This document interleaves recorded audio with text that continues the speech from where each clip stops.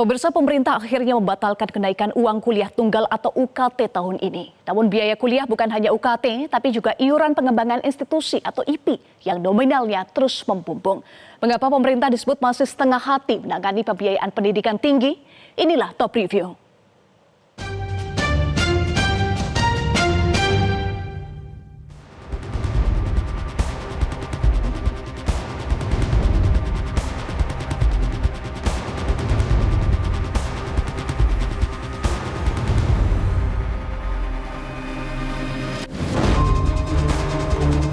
Pada Senin siang, Presiden Joko Widodo memanggil Mendikbudristek Nadiem Makarim ke Istana Kepresidenan Jakarta.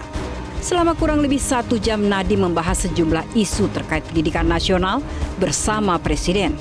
Salah satunya membahas Permendikbudristek nomor 2 tahun 2024 tentang Standar Satuan Biaya Operasional Pendidikan Tinggi atau SSBO-PT. Yang dianggap menjadi pemicu kenaikan UKT di berbagai kampus negeri. Usai bertemu Presiden, Nadiem menyatakan bahwa pihaknya telah memutuskan untuk membatalkan seluruh UKT yang telah ditetapkan oleh perguruan tinggi negeri. Namun, Nadiem enggan mengomentari revisi Permendikbud nomor 2 tahun 2024 yang diminta oleh DPR.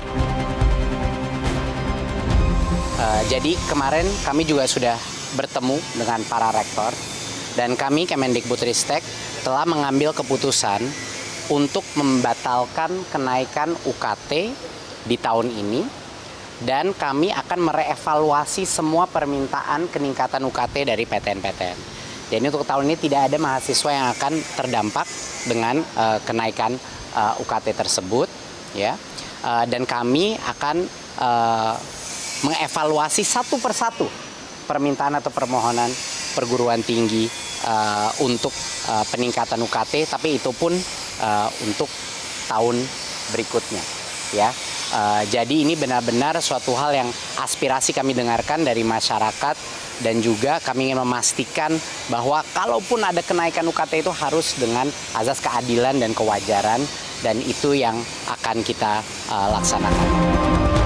Sementara itu, Presiden Joko Widodo menyebut ada kemungkinan uang kuliah tunggal atau UKT akan naik tahun depan. Saat ini masih akan dievaluasi dan kenaikan di setiap universitas akan dikaji agar UKT tak memberatkan mahasiswa. Saya memberikan pertimbangan, tapi tadi kan sudah disampaikan oleh Mendikbud bahwa UKT sementara ini yang kenaikannya sangat tinggi itu dibatalkan dan akan diatur untuk bisa didengarkan. Tapi nanti teknisnya ditanyakan ke Mendikbud, ya. Tapi intinya itu sudah dibatalkan oleh Mendikbud. Berarti tahun ini UKT kemungkinan ini akan dievaluasi dulu, kemudian kenaikan setiap universitas akan dikaji dan dikalkulasi, sehingga kemungkinan, ya ini masih kemungkinan nanti ini kebijakan di Mendikbud akan dimulai kenaikannya tahun depan. Jadi ada jeda, tidak langsung seperti sekarang. Komisi 10 DPR mengapresiasi pembatalan UKT tahun ini. Namun, meminta Permendikbud nomor 02 tahun 2024 tetap dicabut atau direvisi. Karena Permendikbud itu menjadi akar peningkatan nominal UKT. Jika tidak, maka akan terjadi kenaikan UKT lagi tahun depan. Wakil Ketua Komisi 10 DPR RI Dede Yusuf meminta agar pemerintah saat ini tidak melempar masalah ke pemerintah berikutnya. Mengapresiasi apa yang dilakukan pemerintah saat ini dengan membatalkan kenaikan UKT tahun ini. Tetapi masalahnya adalah bukan soal pembatalan, ya.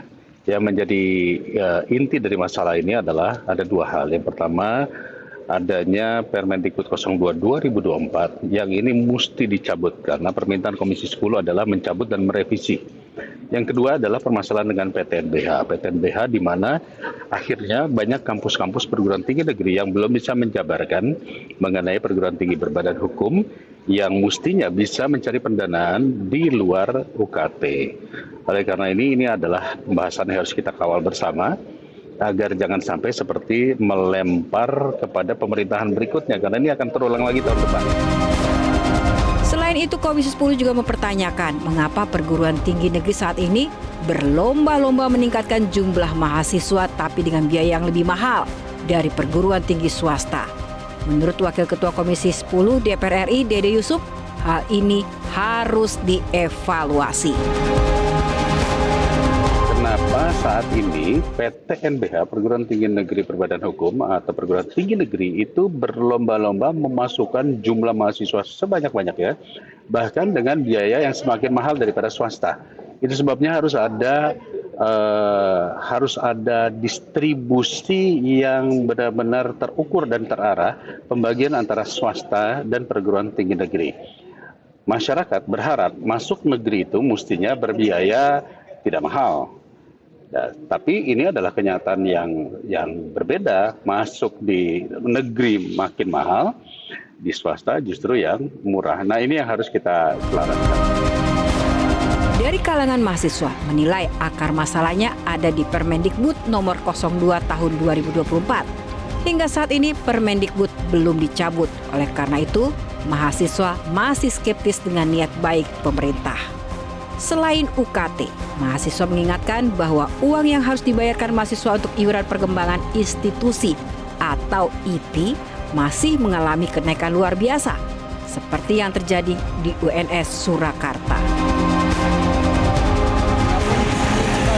Kawal bersama, karena di sini kita tahu bahwasanya yang hanya dibatalkan adalah UKT, sedangkan hari ini di semua kampus ada yang mengalami kenaikan IP yang sangat signifikan. Salah satunya adalah UNS itu sendiri.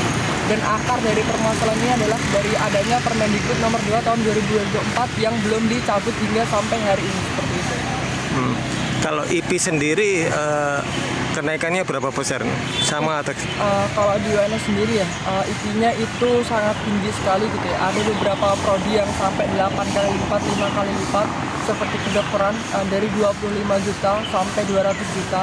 Ada kebidanan yang mulai dari 25 juta tahun kemarin, namun tahun ini mencapai 125 juta sendiri. Wakil Ketua DPR Muhaimin Iskandar menekankan bahwa perlu mengeluarkan anggaran yang cukup untuk memberikan akses pendidikan ke perguruan tinggi. Menurut Muhaimin, perguruan tinggi negeri yang bagus itu mahal. Itu tidak istimewa. Pemerintah baru hebat jika punya perguruan tinggi yang hebat tetapi biaya terjangkau. Saya kira kita harus benar-benar melakukan perencanaan penganggaran pendidikan lebih komprehensif, terutama untuk perguruan tinggi negeri yang memang memiliki kualitas yang bagus sekaligus kebutuhan anggaran yang besar. Tetapi justru negara mengeluarkan anggaran itu adalah untuk memberikan akses pendidikan yang bagus dan murah. Nah, kalau bagus saja tapi mahal, semua orang bisa. Justru kehebatan pemerintah itu adalah apabila menghadirkan pendidikan yang bagus dan terjangkau, murah. Nah, karena itu perhatian kita tidak hanya negeri, swasta harus semakin meningkat kualitasnya. Masalah biaya pendidikan baik UKT maupun IP harus menjadi perhatian serius. Sayangnya, kendati sudah memutuskan untuk membatalkan UKT tahun ini, pemerintah belum terlihat memiliki keseriusan untuk menata pembiayaan perguruan tinggi secara serius. Pemerintahan Presiden Joko Widodo yang akan berakhir Oktober mendatang justru melempar masalahnya ke pemerintahan ke depan.